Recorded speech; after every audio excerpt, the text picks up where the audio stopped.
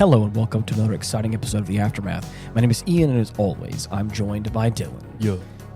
This is another conversational episode, boys and girls. We got some shit to talk about. Oh, do we? It is another late night, and it's been a busy week. Look at the time. Yeah. Oh man, I love Podcast o'clock. I love visual gags, and sometimes I have to stop myself because I want to do visual gags. But I know this is an audio platform that Right. we don't record them, Just have to use your imagination. and I loved that little bit you just did. So, and that's gonna be just for us. No one Right. else. Yes. So it is. It's been a busy week. It's been a lot of fun. But at the same time, here we are. It's late. Same as it ever was. Same as it ever was. And we, uh-oh. Go on. The first thing I wanted to say right off the top, I haven't responded to this comment because I wanted to save it for the episode, and I hope that our boy Toasty Knight is listening. Yeah. Because he asked the question, if you had to pick Jean-Claude Van Damme or Sylvester Stallone, Sylvester Stallone. I promise I'm not drunk. I'm going to be honest with you, Chief. I'm drunk. I'm drunk. That's so good. Promise broken. Yeah, no. I'm going to be honest. I have actually never seen a Jean-Claude Van Damme film. Woof. Hey, sue me. It's on the list. Again, the whole reason why we have done this podcast is because the amount of movies that I haven't seen. I should rephrase that, because at one point in time, about 5 years ago, when this show was started, I had not seen a lot of movies. Yeah. But now that we are approaching 300 episodes of this podcast, The boy's been relatively seasoned. I have seen a fair share of good stuff. Right. Now, that does not mean that I've seen everything. And I have not seen a Jean-Claude Van Damme film. Right. At least not that I'm aware of. I looked at the list of like his top 5 or 10, and I didn't recognize any of them that I saw right off the bat. But on the other hand, I have seen We've seen a fair bit. Ooh, I've seen a lot of Stallone. Sylvester Stallone. So I There's feel a like bit of a bias here. yes, I feel like in good grace I can't answer the question because of the fact that I lean very heavily towards all of his films, because there's been a plenty of few that I really like. Oh, yeah. Now, because of this man's repertoire, normally I would say Stallone all the way. However, Okay. Jean-Claude Van Damme's performance as M. Bison in the Street Fighter movie blows everything else out of the fucking water for me. Is it worth it? No. Oh, okay. It's- It's a bad movie, Got it. but holy fuck. He Is it at least good? just does it so well. Okay. And I refuse to have that supplanted. I can't. I am also not a very well-versed person in Street Fighter. So which one is Bison? He's a flat top guy? Or who's that? That's Guile. Guile? Okay. Bison is like the big bad. The dude with the Oh. red uniform, the cape, and the fucking hat. I see. Piercing white eyes. Yes. Yeah. Okay. Yeah. And he plays it well? Yeah. Okay. Okay. He plays it like a fucking James Bond villain almost. Stop. But it's I don't know. I just, that has stuck with me since I saw it years ago, and I can't. Okay. I can't get rid of it. It would be blasphemous for me. Okay. Well, I'm happy to hear that, because I do So fucking funny. I do want to see. Oh my god! I looked at a picture of him. Yep. Yeah. Dude. Yeah. Look at him. Oh, that's great. Oh yeah. The costume is fun. Mm-hmm. That's interesting. Yep. Well, so yeah, I just wanted to say that right off the top, because obviously, that question was asked, and Right. I didn't feel like I could appropriately answer it in We've a debt to pay. exactly. So By weight of words. yeah, and then someone else also commented on the episode "The Machine That Hates," Really? which is "I have no mouth and I must scream." Yeah. The radio drama we did, and they just did the little like 100 emoji. Cool. Yeah, like the 100%. Like I guess that they agree. So hey, Thanks. yeah, thank you. I hope. Thank you at Random Cat Right. for your 100% contribution. I appreciate it. Mhm. Thank you. So yeah, but yeah. So what was there anything in particular you wanted to touch on? Because there's a couple things I had in mind I want to talk about. Yes. The main thing for me has been that I had another close call in my survival run challenge. Oh, it's almost disgraceful how it all transpired. It's ridiculous. I wasn't there for when it happened, but please regale me with the situation that happened. All right. So, one of the only characters I've tried this mode with, Rosaria, my bread and butter, my go-to. Yeah, He's my guy. can't go wrong. My first record, 94. I had gotten just close enough, and then fucking Jita kicked my ass to the curb. Yep. Now this next run. Mm-hmm. The magic was happening, man. I was getting every possible, like, essential buff Oh yeah. that I needed in Again, order to get to after- where I need to be. On this survival run, you're trying to make it to 100, and after Right. every 5 levels, there's like a super powered version of one of the characters, Mhm. and once you complete that, you get like a special Right, you got to roll for a random bonus. right. And he was hitting all the good I had ones. all of them. I had extended combos. I had combo damage. I had plain old damage. I think you had health. You said Yes, I had like double the amount of health that I normally do. I had increased regeneration after each match. Yeah. So no matter what I did, I was going to get all my health back. Right. I had more time after each battles. I was able to use a super skybound art at any time, no matter what Yeah. my health was at. And my skill cooldowns were non-existent. I could just pop that shit out like it was nothing, and I would have it back immediately. Right. I was unstoppable But until I ran into Gran mm-hmm. of the Blue Fantasy Yep. versus Rising, variety. and It's almost less. he got me. It's almost less embarrassing that you lost to Jita, and that's saying something. I would have preferred to lose I would have. to Jita. Yeah. If it was anyone else but Gran, I'd have been happier. Yeah. The fact that it was at 94 and it was Gran, I was like, now you're just being mean. I mean, it was right there. I don't know what it was. He got me into a corner. He just would not fucking stop. Yeah. I was able to throw out a wake up super, and it didn't fucking work because he just Yep. Shrugged just, it off. Yeah, it hit him. It should have hit him. He was mid combo. That would have stopped anything else. Uh-oh. And he just fucking was like, no, and then killed me. That's some bullshit. It's ridiculous. That's ridiculous. I would have been pissed. I was in the other room and I heard, no! And I was like, oh, no, buddy, no. It was awful. Yeah. It was only the second time I've gotten that close, and the same fucking thing happened. Oh, yeah. That's hard. So it's gonna be a minute before I try that shit again. Yeah. Probably. Another update, though, you have not gone back to Moon Dwellers. Oh, not yet. And I don't blame you. Not yet. Because that That that's one's a hard. gonna have to sit for a minute. I gotta build myself back up. Yeah. Because there's no way to. You said there's no way to grind for that. No, you could only ever just spend what you get at the end of each mission, and that's it. You can't repeat missions at all. You just have to keep going. Really? Yeah. So it's possible. Maybe. Yeah, that's hard. I hope.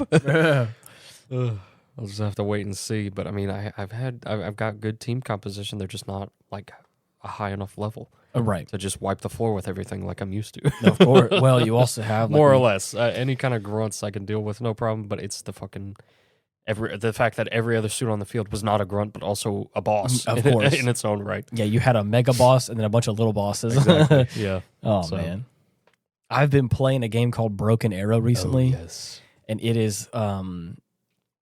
I think that there are other games in this variety and flavor, but I've never played one like it. So this is my first foray into this field. It is a real-time strategy game with deck building in elements. in a way. It's kind of like a war simulator in a way. But yes, it's got deck building elements. So you can go in there. They call them battle groups, and you can select between Russia or America, and then of course they have a bunch of like specifications or specializations. I think those are called. You can choose 2 of any specializations, and each one of those has like a slew of units and variety types and munitions and all that kind of stuff. Each with their own perks, passives, affinities, depending on what they're fighting. So, for instance, like I chose America, obviously, right? Hoorah! And then that's where I live. Yeah, that's my country. But you can choose like they have like the Marine Corps, they have an Armor Brigade, they have an airborne infantry or airborne something like that, specialization or whatever, air troopers, and then they have like a special operations.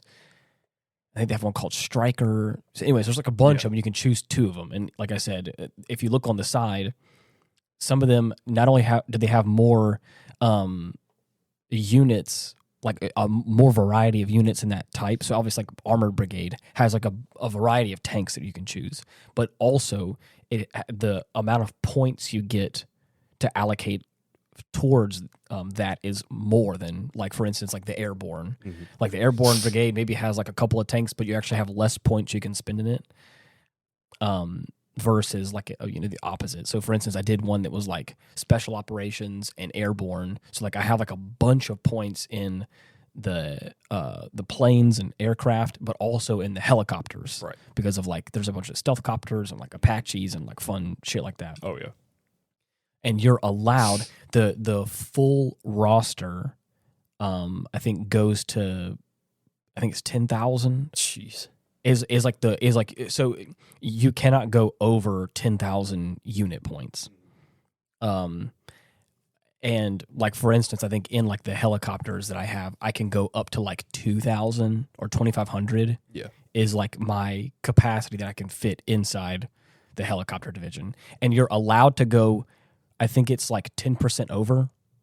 So like, for instance, like if it's 2,000, you can go about 200 over, but you can't go any higher than that. Oh, I see. So for instance, like I can go in the helicopters and not only pick a bunch of like high leveled helicopters, but you can also like add a bunch of like special munitions onto it, which increases the amount it increases the amount of like points it costs per mission, like points it costs to actually purchase the unit, but it also, that same number is what increases that limit, or increases that number in that bracket. So for instance, I have like a few like attack helicopters that like normally would be like 150 to 200, and I put a bunch of rockets and shit on them, so it actually goes up to like 300. So they're expensive, and I can't just throw them out all the time.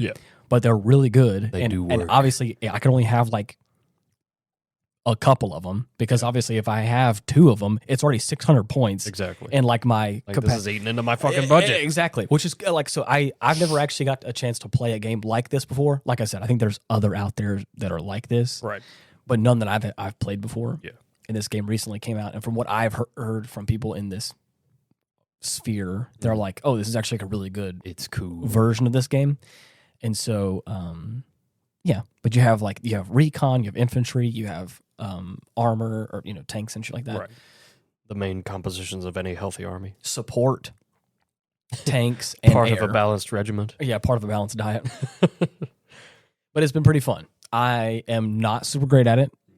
I because not only did like have a good deck built with good selections of weapons, but to actually make it work in the field is a whole nother game entirely. But then actually have like strategy. You could have some of the best like team compositions possible, and you could get them out in the field, and some artillery motherfucker from like miles away will just obliterate them entirely. And I didn't think too much about this, but I think that of the few teams that I've played up against, I think some of them have been like coordinated. Yeah.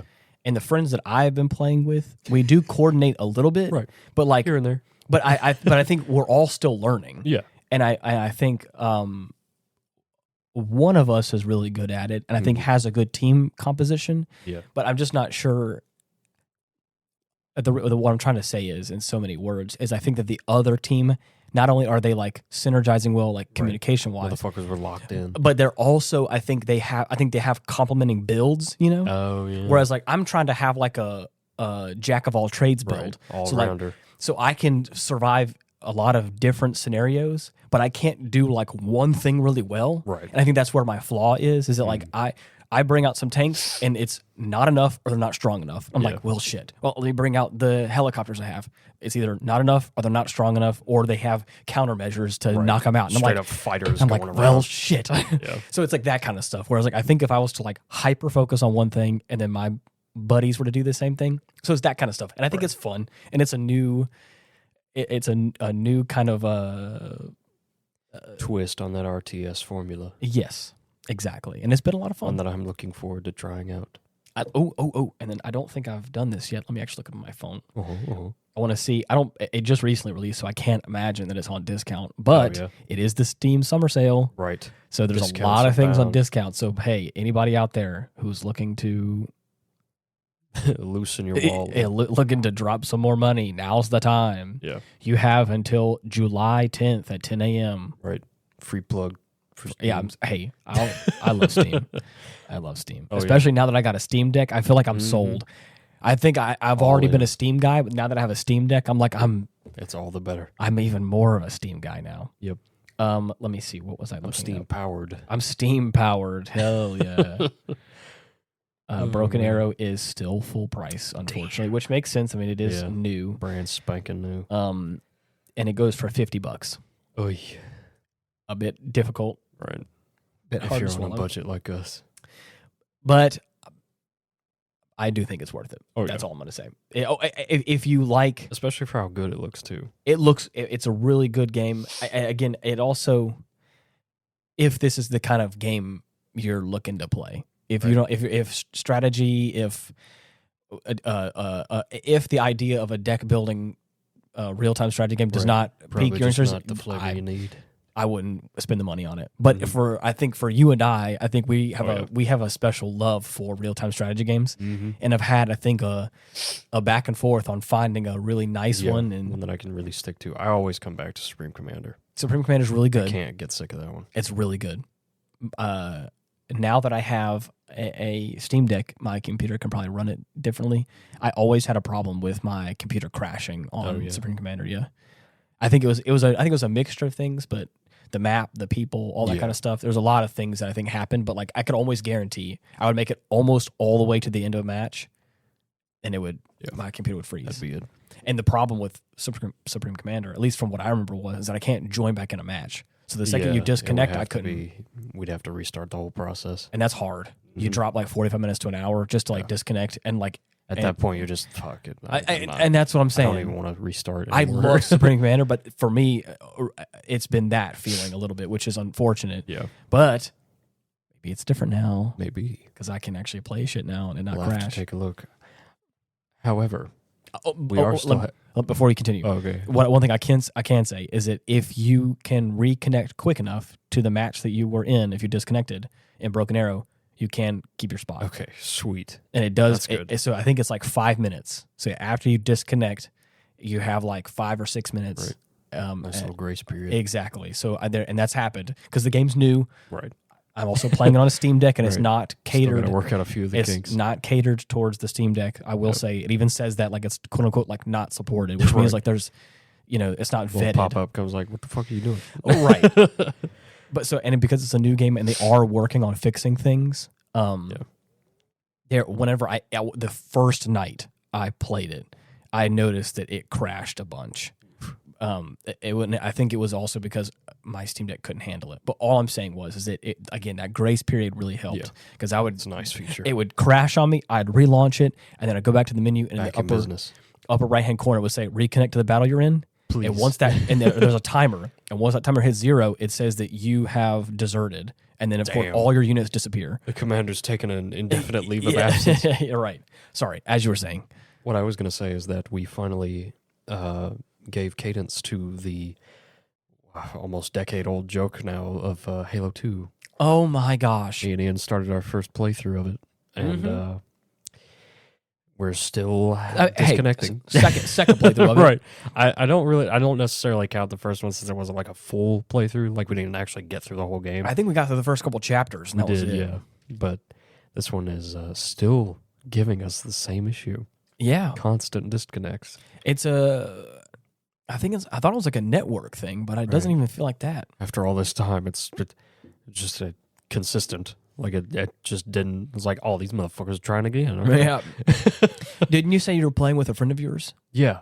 One of my coworkers is going through the series as well, and we are also having some issues with a specific level disconnecting us. So, who knows? I wonder if there's a mod. There's got to be something somewhere. I mean, yeah, they've got more than a few mods, although it's mainly just like fan-made stuff. As far as I can tell, it's not really many quality of life things. It's just kind of rehashes on the same campaigns. Either that or like a setting, like brand new stuff, like a setting somewhere. Like, all I'm saying is like I'm hoping that like if I'm not mistaken, the Master Chief Collection's been out for a while, like almost a decade now, right? Which is crazy to think about. Insane. And it's, I don't know. I just know if it's been this long and we haven't gotten any kind of like official patch on that sort of stuff. Yeah. I'm hoping there's somebody somewhere who has posted a little something. The one guy that's in the fucking abandoned warehouse. Oh. Takes care of any software issues. Please. Ugh. The one thing I loved about like the modding community for the Elder Scrolls was a lot of times you could almost always guarantee there was an unofficial patch mod, which would like, and it would get updated regularly, and a lot of times it would fix like weird armor clipping issues, weird items that aren't, or terrain issues, and like it would be like a real unofficial patch that would keep moving, like keep updating. Yeah, and a lot of times it would like fix bugs with glitches. It would fix dialogue hiccups. So it's like all those. It would just at a certain point that the laundry list of things it fixed was long, and it was always a guarantee for me. Good. The second I would always get one of those, and I saw the models, and I was like Bethesda sure does. They do release games. A lot of times they would have. I think they had gotten better at that stuff at some point with Skyrim a little bit, but like once upon a time with Oblivion, like at least from what I remember, like patching a game wasn't something they did often. Oh, yeah. Right. Like keeping a quote unquote live service or like keeping a game like up to date was like an MMO, and that was it. So like if I got Oblivion on Steam back in like 2008, single-player RPG game, it's like you get what you get, right? And you may get like a patch if you get like the deluxe edition, but sometimes that wouldn't even fix everything because again the game's big and it has a bunch of issues, and every system is specific and has its own quirks, and like anyways, all I'm saying is that there was a point in time whenever I saw that mod. And it's usually always top of the list. I was like, give me that. It's like that's a fucking godsend. And I love that. So anyways. So to have a community that actually gives a shit man, enough to fix these nitty-gritty issues. Oh, yeah. We won't talk about that. And I think that the best thing for the games industry is modding and the ability to mod. Because that, I think, I'm not even... on one specific end of the spectrum, specifically. Oh, wow. What do you mean by that? Mods for Skyrim. Yeah. Well, I'm just about mods in general.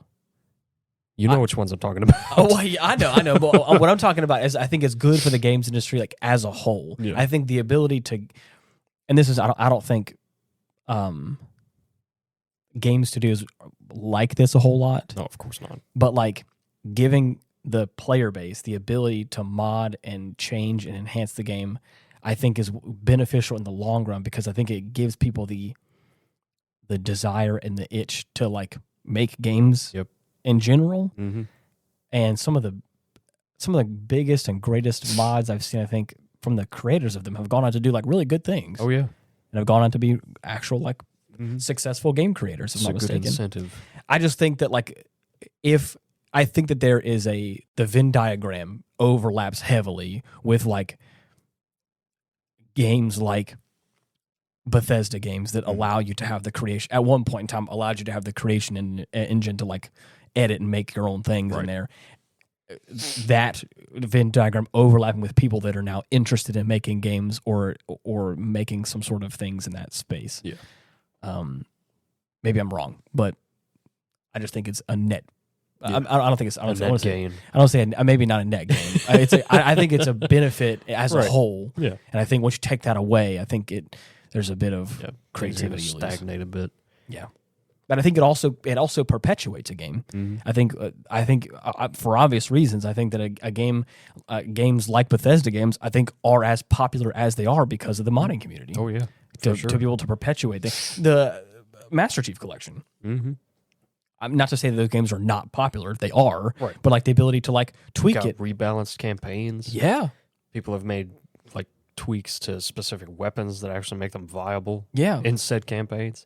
Whole new firefight modes, whole new campaigns based around certain games in the series. It's insane what they're doing. I also think about a game like Dawn of War. Mm-hmm. The Ultimate Apocalypse mod. Ultimate Apocalypse mod. Yep. That's what that game and the fact that John was so hyped about it is what got me into it and got me to purchase it. Mm-hmm. And I made some fond memories in that game. Oh yeah, definitely. And to be honest, I've made fond memories enough now where like that remastered collection of the game is coming out. Oh yeah. And you better believe I'm considering getting that when it drops because I had so much fun in that game. Yeah. And I'm also, as we discussed earlier, a sucker for a good RTS game. And I think it's fun and it's in the Warhammer 40K universe. Right. I mean, come on. I can't deny. I can't get rid of it. So, and that's all I'm saying. In the grand scheme of things, I don't think game companies like for people to take their product and of course make it whatever or put big titty mods and all kinds of other other raunchy nonsense in there because obviously and whatnot. The goo. Yeah, the goo. And their caves. Cannot speak the name. They sit in their caves and they make titty mods. It's what they do. Every day. Every time. So anyways, but I think barring all that, I think that like there's a lot of good that comes out of it. Yeah. And there's a lot of things but I think that like you can have a great game and there are key things like that I think could make your game propelled forward and make people really enjoy it. But I think they want to limit that. So anyways, it's just like this kind of give and take where it's like, I understand. Yep. Not everyone likes to do that. But developers may have a specific vision for a game they want to make and don't really feel the need to allow for any sort of changes to that vision. And which I mean is fine. But I still think some of it's a little... The option is nice to have. The option's nice. If at all possible. And I think it does curate a community, and because there's games now that I think have a player base. There's probably people listening to this episode right now that are probably shouting out names of games that would have been long dead, but the modding community like has perpetuated it and has kept it going. And I mean, even then, most of it I'm sure comes down to like proprietary issues, probably either with the publisher or the developer themselves. They don't want to give the details of their cash printing cow. Yeah. Because at that point, anything somebody makes with that engine is going to become a competitor, quote unquote. Oh, right. Why even buy the base game if this is so much better? Right. And as I'm saying, I think there's a give and a take, but I think that not having it at all is not the option. I think having something would be nice, but you're right. I think having some sort of limited aspect to it is probably yeah. But anyways, I'm trying to think right now. There's a handful of games that I can think of that like. But I don't... What are some of those old classic games like that? Oh, geez. Because I know... Oh, you know what? What? Star Wars. Star Wars... 2? Well, yes, that too. That one's good. No, but I'm talking about an even older one. Star Wars Jedi Knight, Jedi Academy. Oh, fuck. Dude, you want to talk about a dedicated fan base of people that love that game? Oh, yeah. And for good reason. They've done some great mods. They've made that game. Oh, and even the new Star Wars Battlefront 2 has a bunch of great mods that have added a bunch of characters and campaigns and shit like that. Oh yeah, that have like. I saw the Jedi skin for Grievous, dude. That shit looks fucking radical. You gotta look that up. Okay, that's what I'm talking about. Yeah. Oh, that game. Crazy. That game got dealt a shitty hand, and the fact that it's like no longer supported at all anymore is sad. Very but at the same time. You got people like that making that game. Making a turnaround. Yep. I love it. Oh, yeah. Makes me happy. Mm-hmm. But anyways, been taking a bit of a break on Helldivers, just a little bit, to play some Broken Arrow and other things like that. But I have noticed that Elite Dangerous is on discount. Yeah, what is it, $10 now? Yeah. For the deluxe edition with the Odyssey expansion, which I would, if you're going to get it, definitely get it with Odyssey. It's so much better. I didn't play the game without it, but now having played it with it, I'm like, why would anybody play this game without this? It's so good. Yeah. So, and I'm really considering buying it for Dylan and Chase because I want them to play with me. So, if you're so choose. I think I do. $20 for a good time with my friends, I'll do it. Yeah. So, yeah. But anyways. What else been going on? Oh man, we've been watching a little something. Getting back into Gundam. Oh, it's been so fun. Oh yeah, one of their alternate timelines of Anno Domini. Yeah, which is ours. Yeah, and dude, this is one of my favorite setups for a lot of the different like shows in the franchise. Yeah. Because I'm sure I've talked about it before, but I love how they portray the Gundams initially as these nigh unstoppable, super advanced death machines that nobody knows what they're made of or anything. Yeah, like these just super, super conspicuous mobile suits that came out of fucking nowhere, seemingly. Yeah. But not to mention the sound design. Oh, it's so good. Holy shit! Everything's weighty. The Gundams sound like they're powered by fucking magic and fairy dust. Yeah. Well, because they are. Because they are, yeah. Oh, man, it's such a good show. Faith, trust, and a little stardust. Right. Dude, it's also, you said this earlier whenever we were watching the show, or like when we were watching the second like batch of episodes. Right. But it does have a Wing vibe. Oh, yeah. For like sure. There's a Gundam team. Yeah, a little motley crew of Gundam boys. Mm-hmm. And and all their imperfections. And all their imperfections. Comes with being a Gundam boy. Yeah. And the greater squad as a whole, which is a really fun. I love that. But not only do I like the suit designs from this show so far, but like the characters themselves are also interesting. Oh yeah. And we're very only distinct. We're only 10 episodes in, mm-hmm. and there's already some stuff. I say only 10. Like 10 episodes, probably like a halfway point, right? Oh, or no? No. Is this another 40? We haven't scratched the surface. Is this a fiver? We got 50 episodes. I think it might be 50-something episodes. Oh no! Oh man, here we go. Gotcha, bitch. Yeah, but even though we're 10 episodes in, we're getting like some really interesting character developments. Mm-hmm. Apparently, my main man that I really like a lot has a clone, I think. Mr. Lock-on Stratus. Bruh, I like that guy a lot. Mm-hmm. But then also, our other guy has like a bipolar situation where like Hallelujah. he has a secondary voice in his head. Hallelujah, haptism. What a very names, what a man. very Christian, right? A lot of Christian Who's reference in split that personality. The crazy one is named Hallelujah. Really? Yeah. Stop it. Mm-hmm. Yeah, it's ridiculous. But haptism is definitely on the mark. Right. It feels like a mispronunciation of baptism, if you right. ask me. Yeah. So we've got Lock-on Stratus. Yes. Setsuna F. Seiei, the only one with a middle initial, as far as I'm aware. Yeah. F's in chat. Kyoria Aird. Purple-haired dude pilots the Virtue. Is that the tank? Yes. Right. The purple-haired dude, like he's the guy with the glasses? Yeah. Really? Uh-huh.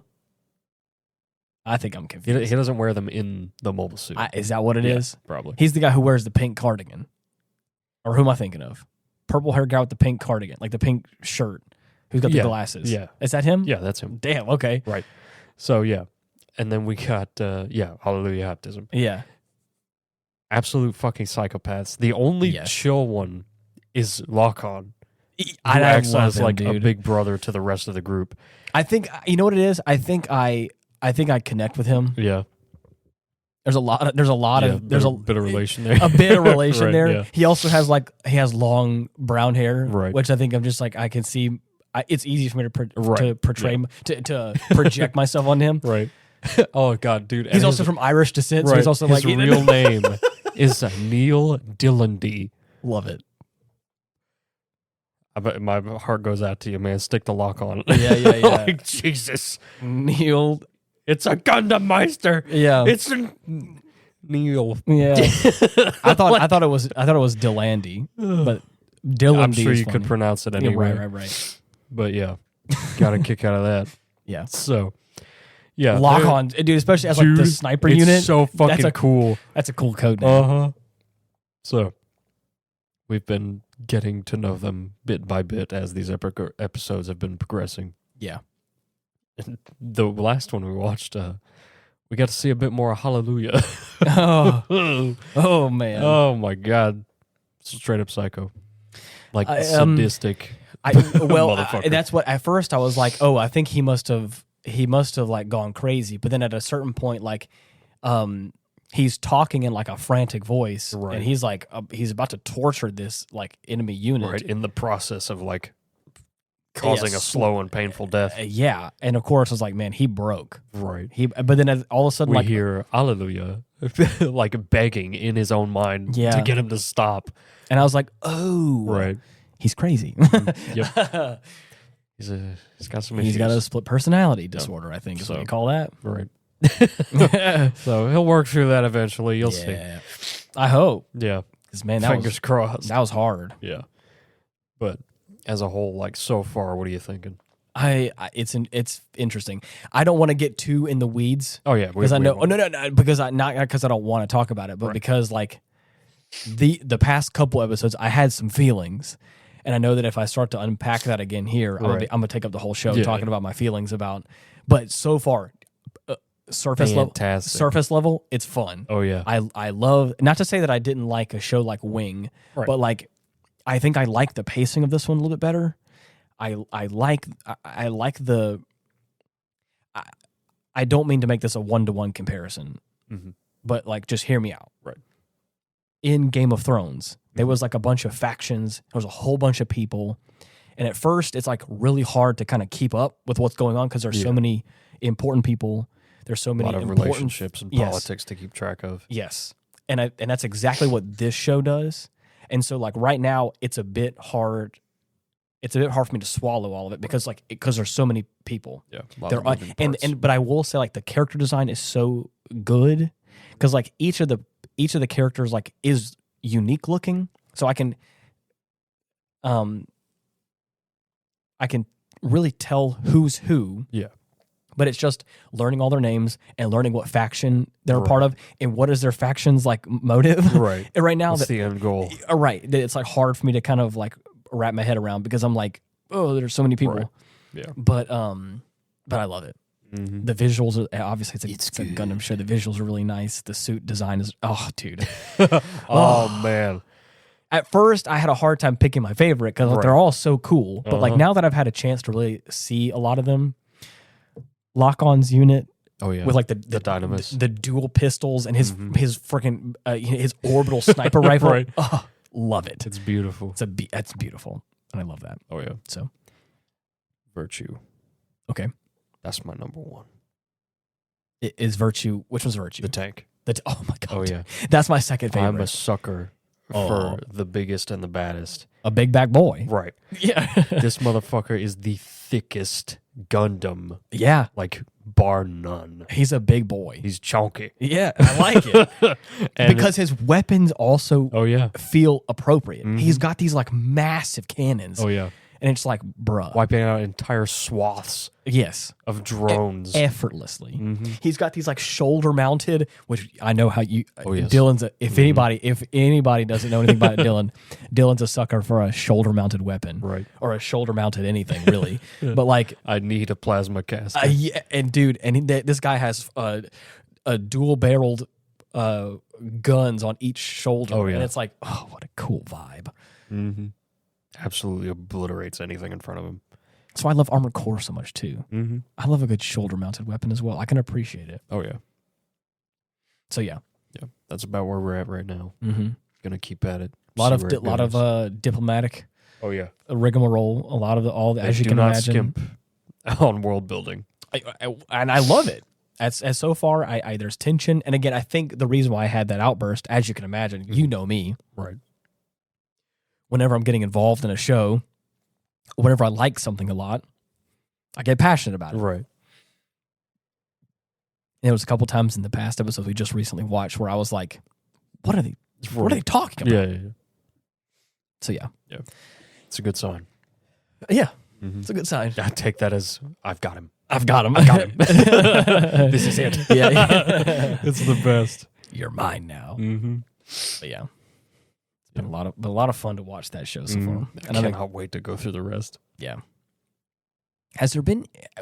What was the previous show we just finished? But before this one, Gurren Lagann. Mm-hmm.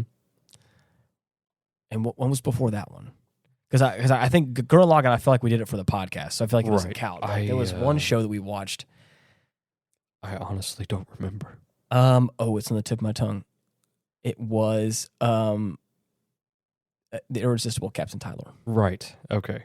Yeah. Irresponsible? I always say irresponsible. He's just so irresistible. Right. I can't resist He won't him. get out of my head. I mean, I love him. Uh-huh. But anyways, I always say that. But yeah. Yes, I correct myself. It's only fitting. And I love it. Who wouldn't? I wouldn't. Oh, but anyways, that was what we watched previously. Yeah. And there's so many great shows. I remember I recently we also had we made some Bangers and Mash again. Mm-hmm. And I was like, I think the last time we had this was when we watched the Record of Lodos. Yeah. It had been a minute. And I was like, man, that's been so long. Isn't that crazy how you could just apply different times and places to specific dishes? Oh yeah, it's crazy. And the tea as well. Mm-hmm. Now, again, I have a certain brand of chai tea that's like a vanilla chai tea, and I usually will put some, like, a little bit of brown sugar in it. Yeah. And it's a good tea. And a lot of times we'll drink tea while we watch shows, or we play games sometimes, or whatever. This vanilla chai is special. Oh, it's so good. It's a good brand. It has a nice aroma. It's just really good. Yep. So I coined it. There was this like concoction that I made. I coined it Divinity. Little play on words there. Right. Because I would make it all the time whenever Dylan, Ethan, and I, Ethan being my brother, Divinity 2. we played Divinity Original Sin 2. Mm-hmm. That was back when Ethan lived here. Yeah. God, I miss that game. I miss that game too. We need to get. I just know Ethan's so busy now. Like as you can imagine, we can barely get him on the show. Yeah. Let alone to play games with us. Right. And it doesn't help that he jumped back into League of Legends. Yeah. Death. I'm glad he has fun with that game. Oh yeah. It frustrates the hell out of me. I couldn't. Ethan, if you're listening, I love you, and I hope you continue to get your stronger pentakills. than us, bro. You're stronger than me, my man. I played back in the beta, and then I realized I'm out. It just ain't for me. Yeah. Anyways, the characters though, they're fun. I can appreciate a good character. Fucking Mordekaiser. Yeah, Holy dude. Fuck. But anyways, I had associated the smell of that tea with us playing that game, and still sometimes I'll hit that reminiscent. That's the only thing I can think of. For me, it's different. I have now established new nostalgia neural pathways now. I see. Every time I make it now, I have a strong feeling of the Big O. Oh yeah. The Big O, and even like there's a couple other animes that I even Cowboy Bebop a little bit, but not so much. I smell that tea again, and I'm like, oh, it just brings me back to those days of like watching that, and it was just good times. It's a good time. It was, again, also I think that show inspired me in a lot of ways. Yeah, the Big O did. Mm. And I just, So I think it really helps with that kind of stuff too. Nice. I think one of the first animes, if I'm not mistaken, that we really watched through and had something like that with was Trigun and Oreos. Oh. If I'm not mistaken, we could have done it before then, and it may have been a little bit, but I think we really started the routine with it with Trigun. I think I could be wrong, but it just that feels right. Feels I remember the progenitor. Yes, because I think it was also like we watched that show like pretty like succinctly throughout a week or a couple of weeks, and so like we went through a pack of Oreos, like throughout those sessions, and also in that same vein as well, Gun X Sword. Yes. The only words that were coming to my head were Dan of Thursday. That was the only thing that was going. I was like, I know that's not the name of the show. Whack ass name. It's like there's no way I'm not gonna remember man. that. Dan the nice guy. Oh. Dan of the blinding dog. Yeah. Dude, speaking of, I've been making more progress in Final Fantasy XVI, finally. Bruh. After a very long hiatus. And dude, I fought Bahamut recently. Holy fuck. I thought that was the final battle. Yeah, it fucking felt like it. I thought that was the final boss. Because like you were like you were approaching the end of like some important like story elements. Mm-hmm. And then all of a sudden fucking reunited with Joshua. I was like, and then your bitch ass mom? Yeah, dead. Killed herself. You should kill yourself now. Kill yourself. The funny thing is, like, I'm kind of.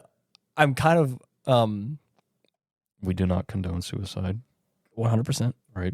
It's a very tragic thing. Yes. But when you hate a character so goddamn much, I'm a little upset that she died that way. Right. Took the coward's way out.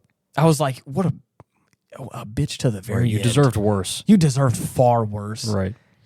Personally, I don't even know the full extent of all the story, but you better believe I wanted Clive to kill her. Yeah. I wanted Clive, or even Joshua. I know he probably never would. I just feel like Joshua, not that guy. Yeah. Joshua, I think, still kind of cared for his mom in some way, but Clive, on the other hand, I was like, bruh. Yeah. Kill her. She hasn't liked you from the day you were fucking born, bro. Bruh. Excuse me? Your own mother. Your firstborn son talking trash like that? Yeah. He gave her a piece of his mind, too. Oh, I know. He told her like it was. Well, that ain't enough. She needs to get beat around. Yeah. And I also don't condone no forms of physical abuse. Yeah. You know, the whole 9 yards. I don't. But if somebody's got it coming. I don't condone domestic violence. But if your mother is a cold, heartless bitch who doesn't give two shits about you, if literally says her people just walk away. Her people could die. That's not the important thing. Is preserving your bloodline. Right. Yeah. No. Sorry, lady. and wishes you'd never been born. I'm sorry, but if you raise a hand to strike your mother, I'm gonna turn the other. That's warranted. I'm gonna turn away. I don't think anyone's gonna blame you. If your own mother looked in your face and said that to you, and you pop her upside the mouth, yeah, I'd be okay with it. Not a blind eye. I don't, bruh. Excuse me. Yeah. What? Yeah. Get out. So, thankfully, she is no more. I don't have to worry about her ever again. Yep. And now, unless no, I refuse. I never want to see her again. The secret second mom. No. Yeah. So now it's time for Clive, Jill, and Joshua's family fun time adventures. Yeah. So now I get to peruse the lands between. So let me just get this straight. Again, I don't know the full story. Are Clive and Jill like actually an item? Or are they just like a will they, won't they? It's right now. It's like a will they, won't they? Like they care a lot about each other. They grew up together. I figured all three of them have like basically grown up together. Mm-hmm. So we have yet to see if that will evolve into anything more. Of course, but you know, it's pretty. You could tell. I know. Guess. And that could as well. That's why I asked, because obviously I could tell that they both care for each other very deeply. Oh yeah. Clive is also not the one to be a super sappy romantic. Yeah, no, he's just kind of pretty dry, but I think he cares. Of course. Which I like a good character like that. Clive is the dude who will just help you with anything. Clive's the guy. Yeah. Clive is the guy. Right. He won't be like super gung-ho about it. Nah. He may throw out like a little joke here and there. Yeah. But he on most occasions, he's just going to be like, oh, what do you need help with? Yep, I'm here. Oh, that's it? Okay, let's go get it. Yeah. And that's it. Yeah. And I love that. And that's the thing, is that Clive's the guy you can always depend on. Mm-hmm. But if anything having to do with his brother is going on, he will fly off the handle. That is the most expressive you will see the man. Of course. For good reason. And I love that. Yeah. I love that. That's good. It's perfect. It's perfect. But yeah, Yeah. I've been really enjoying it. It's a beautiful Still game. Probably one of my favorites in the whole series. It's a beautiful game. Oh yeah. The monster design or the icon designs, whatever they're called, dude. so cool. It's that's easily my favorite part of this game is that they made the summons, like all of the icons, like super integral. Mm-hmm. And normally they're just like these little side things you can get a hold of, or in some cases just go through and find a specific dungeon that they're hiding away in or what have you. Right. But man, they're so fucking cool in this game. Because it makes it like part of like your ability list, right? Mm-hmm. Which is really fun. Yeah. Each one has their own like trait tree that you can like put points into, right? Mm-hmm. That's cool. I love that. Yeah. Super nice. And now you have wings. Oh yes. Dude. I can throw out flares. Fucking mega flares, dude. I think it's so funny. Nothing. Oh. The game is great, and I'm not saying there's anything wrong with this, but I do think there's like a power creep element to it. Oh yeah, of like you get to a point where like if I'm not mistaken, I don't think it's the term cognitive dissonance, but I think I've heard this term used in this kind of space of like it's where like it's hard for me to like my mind is having a hard time rationalizing what's actually happening in the world. Yeah. I guess it's like I'm having a hard time suspending my disbelief. Oh yeah.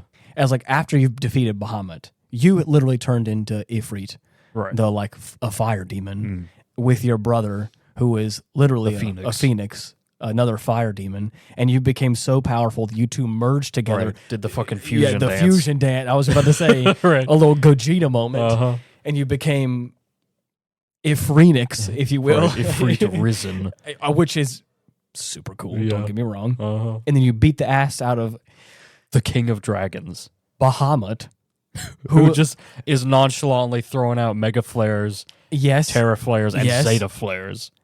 Exactly. And at that point, it's like, so we have now approached a point where like, you're him. Right. What could possibly? I can understand like you being like a little bit tired and not wanting to unleash the full power. Right. I get like, that. I just beat fucking Frieza. For real. So all I'm saying is like there's a moment where like the next big mission you did after this thing, you know, is just see a big ass green bug man walking down the street. Oh my god. The very next like involved combat you got into was a group of just bandits. Yeah. Fucking ants. And dude, I love the part that I was having a hard time. The part that I was having a hard time with was the aspect of like people like still kind of talking in the aspect of like, do you think we could do this? Right. Like I was kind of not to say that I didn't say that exactly, but it was things like that of like, do you think that you could help out with this kind of stuff? And of course, someone would say, we can try, and I was like, try?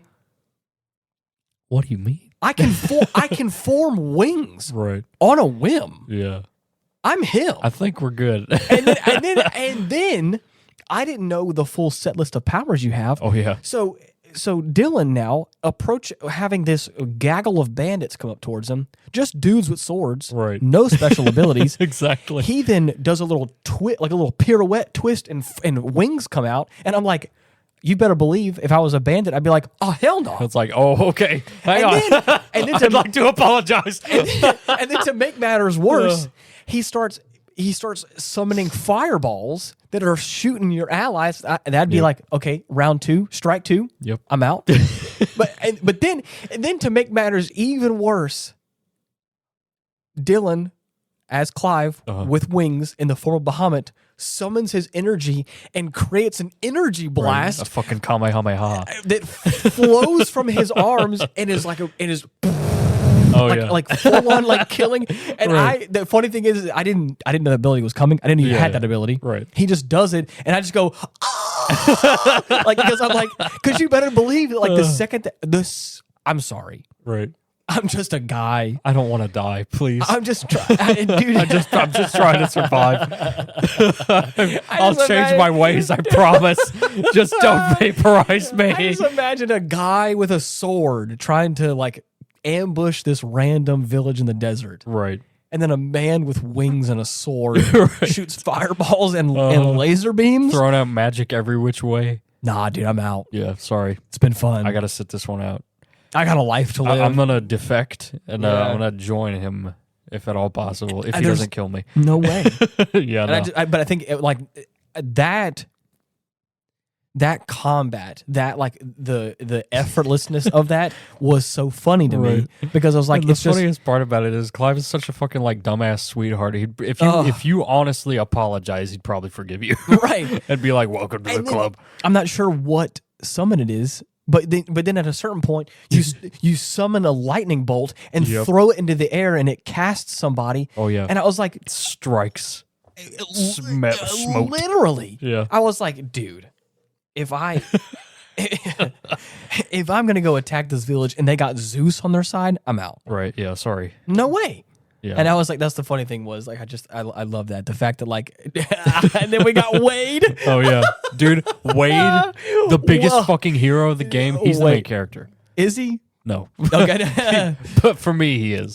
Wade, I think if I'm not mistaken, is just some dude with an axe. Just an old Rosarian shield. Hell yeah. Who helped us out in the past. And he's fighting alongside us.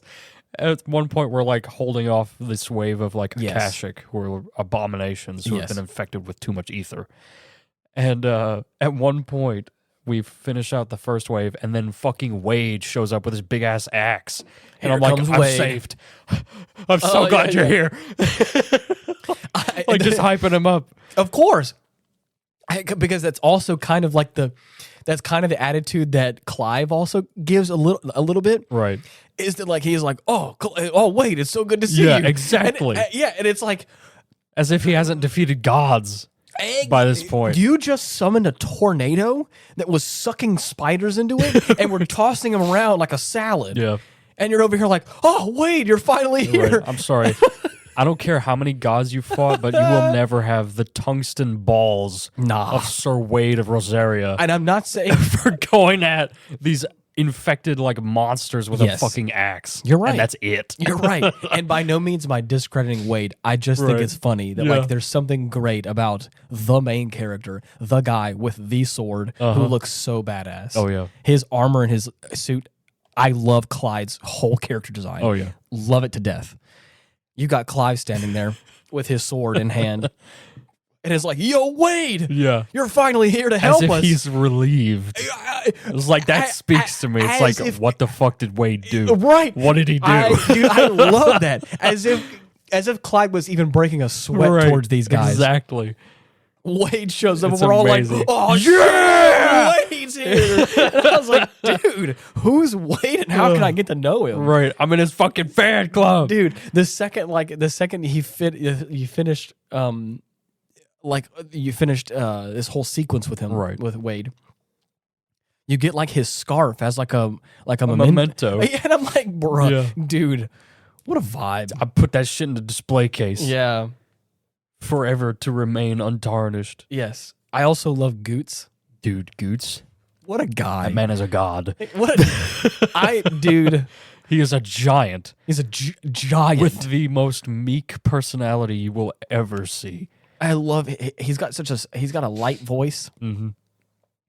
And he also a higher pitch than you'd expect. Yes. And he also talks like he's got, old Nan. Yeah. He's old Nan's gonna go out there. I can't believe it. And it's like, oh man, dude. Yeah. Oh, Goots. He's hilarious.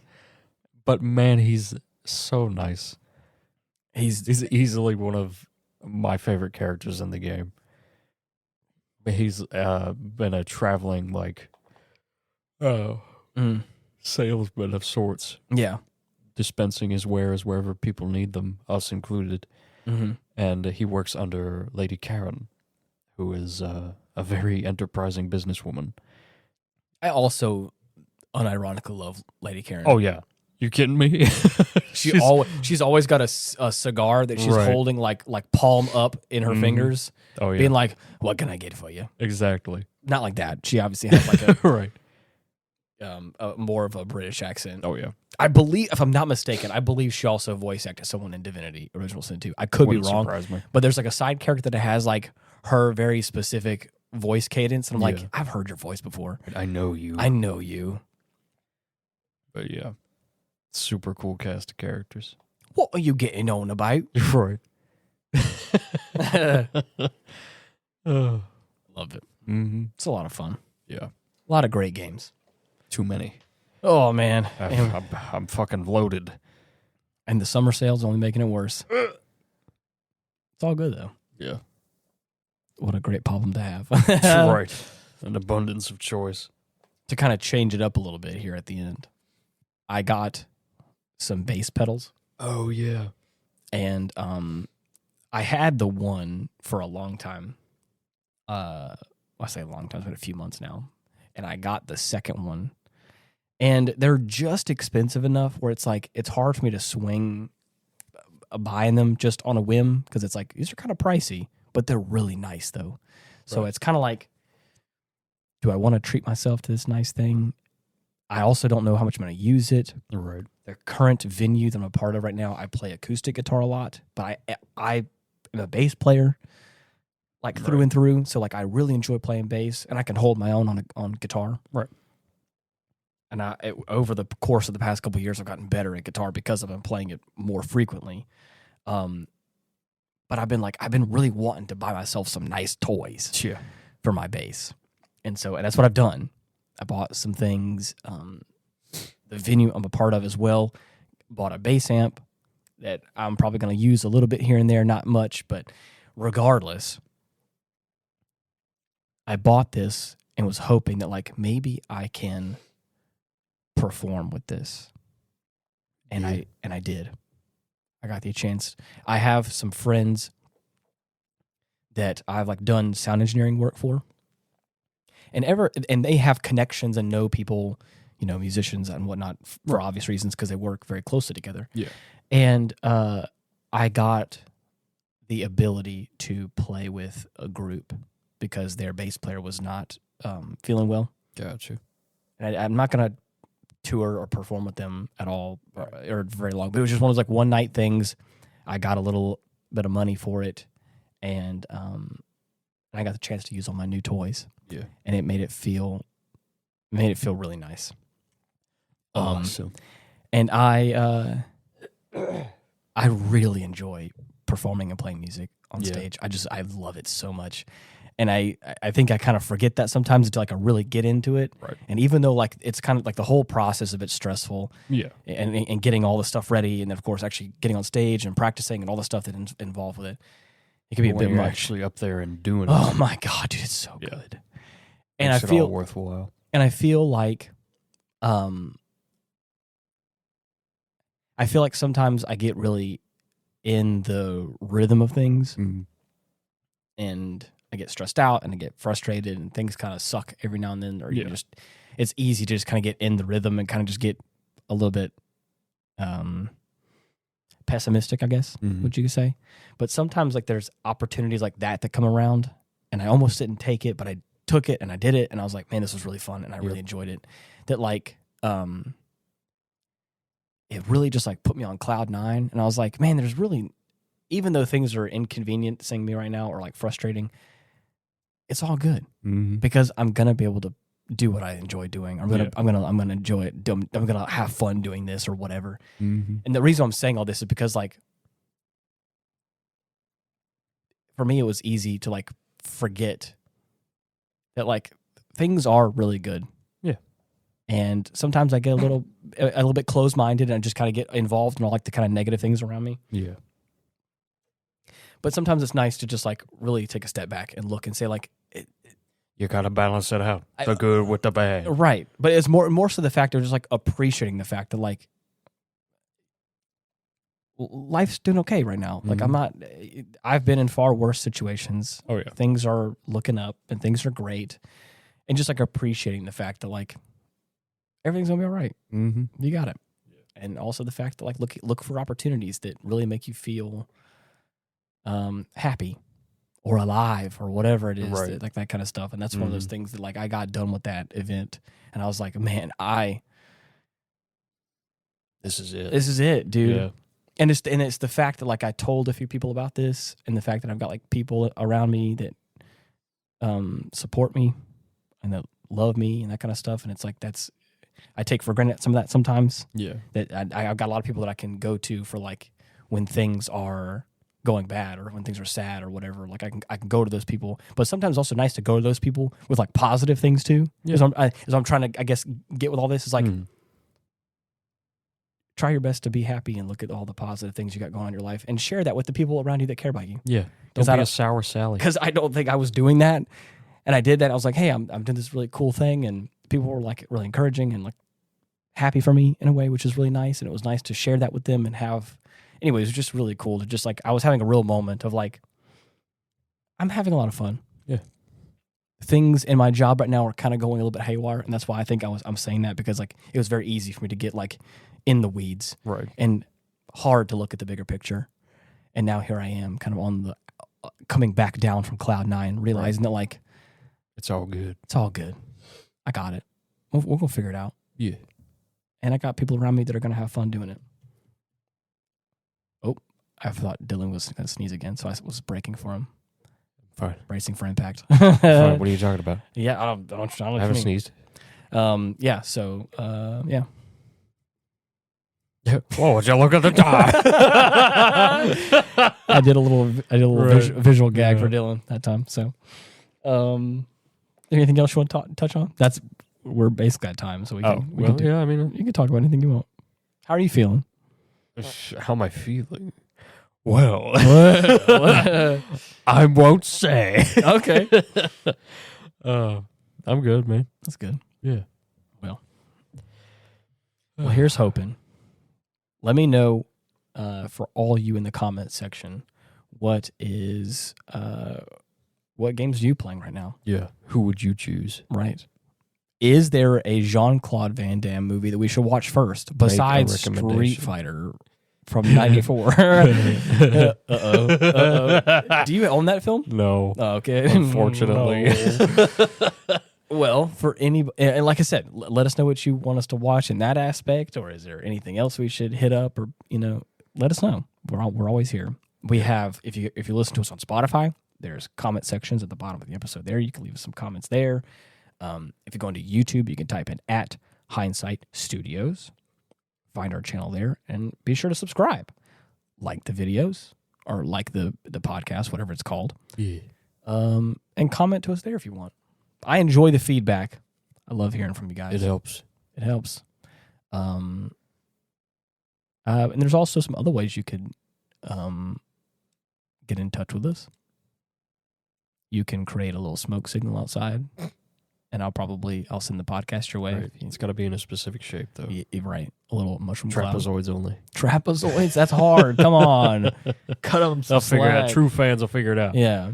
If you write me a letter and say really nice things to me and fold it up into a paper airplane. Says letter. Yeah. Just a letter. Thank you. My favorite is B. I didn't get your joke until just now.